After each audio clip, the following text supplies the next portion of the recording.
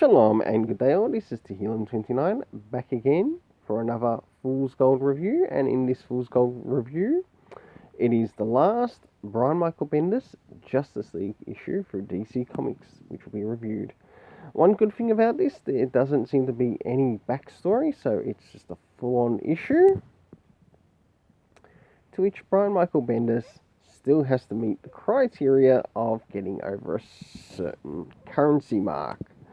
To those who are new to the channel, just to give you a quick heads up as to how Fool's Gold actually works, I rate the cover and how much I think the cover is worth. I rate the art and how much I think the art is worth. I rate the story and how much I think the story is worth.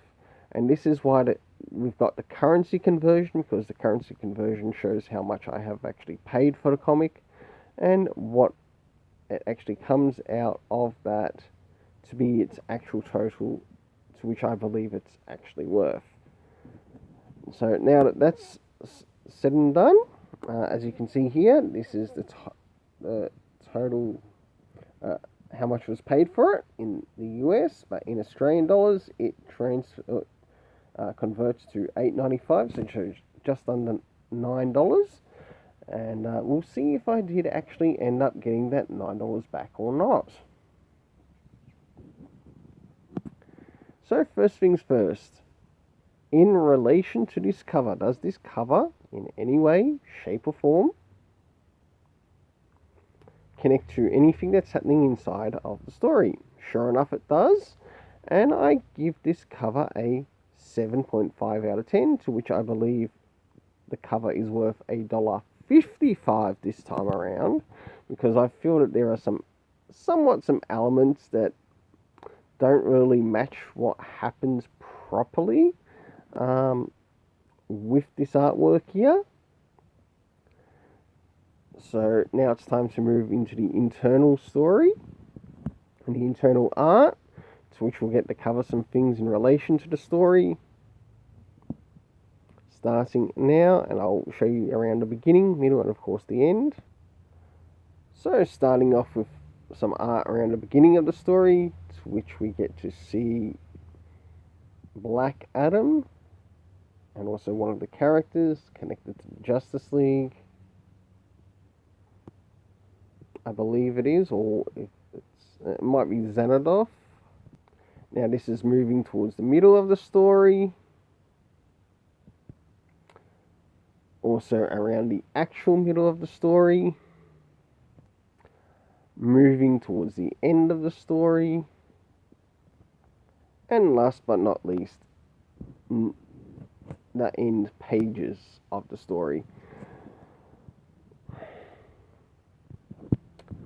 So for the internal art, I gave it a 6.5 out of 10, as I felt it really somewhat destroyed the story in essence, and it did a really good, really bad job in relation to some of the characters, especially platforming Naomi. Yeah, really bloody stupid. To which I gave it a total of 6.5 out of 10, to which I believe it's worth $1.30. So that's taking us to a total of $2.85 so far. Let's see how things went in regards to the story. Now, to those who follow the channel and to those who are new following the channel, these are the areas to which I like to see things brought out or brought to the forefront, so it's easier for us, the reader, to understand what's happening. And first things first, did we get any comic references? And sure enough we did, and we got a comic reference that this is actually taking place around the time of the trial of the Amazons, which is presently happening at DC Comics. Did we get any indication of time in the comics? So did we get any flashbacks or an indication that linked forward towards the future? Not really. If anything, zero, none at all. But what did we get? We got locations in this. So we got Kandak, the Castle of Black Adam, and of course the Hall of Justice, which made their appearance and was shown. The cast of characters consisting of Justice League and Justice League Dark working together. We also had Madame Xanadu. We also had Xanadov and Kellex. And of course, Naomi, who should really die in DC Comics. I think she's outstayed her welcome.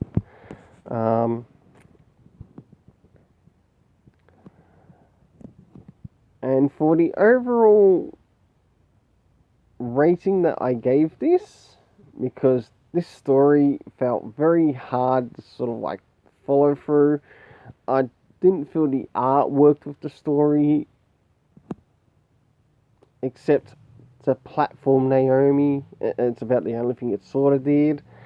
For that, it gets a 5 out of 10, to which I believe the story is worth about $1 overall. Until then, let's keep it colourful and have yourself an awesome day.